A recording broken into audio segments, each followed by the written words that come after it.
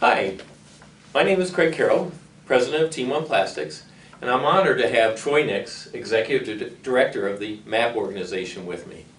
We're just looking at some of the topics of the plastic industry.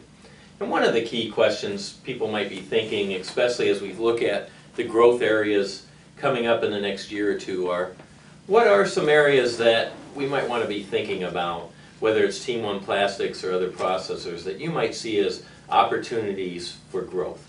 You know, Craig, as we were discussing previously, one of the things that I'm seeing is that there has definitely been an uptick in the automotive marketplace. If you take a snapshot back in 2009, and don't quote me on the exact numbers, but when you go from 17 million units to what, about 9.5 or something like that? At some point, it was on under 10 million. That's a tough scaling factor. That's right. And what I've seen is that those companies that have been vested in automotive over the last about 1.5 or 2 years have been extremely busy.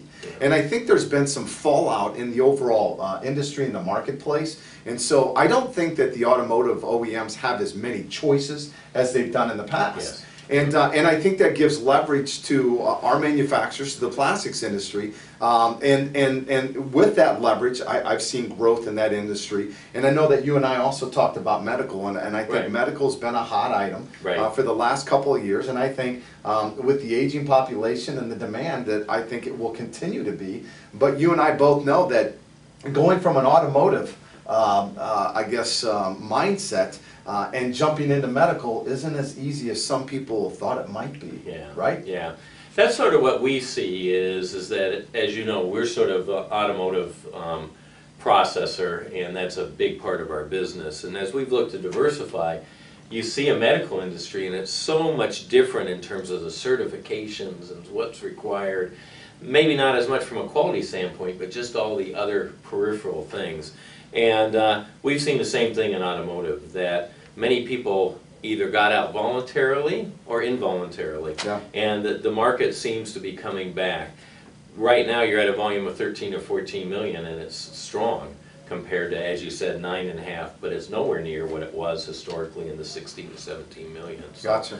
So do you see other industries besides those two? Because I think they're the largest ones for most plastic processors. You know, what I'm going to do is I'm going to kind of reverse the question a little bit, and instead of looking at industries as a whole, something that I began to focus on several months ago is I made a statement to a business owner about the influx of work coming in from overseas. And when I mentioned the fact that you know, all of our reports are saying very positively that there is an influx, it is happening right now. Right. This owner basically told me, if you look at the type of parts and type of opportunities that are coming in from overseas, they're ones of complexity. And I thought that was interesting, and so I began to think, does it really matter the industry that you're serving, or are you focused possibly on complexity? And doing the more complex parts and positioning yourself so that you can do the things that most normal shoot and shift motors can't do. And so I think there's opportunities there to still additional work back from overseas by positioning yourself as a molder of choice that can do complex related parts.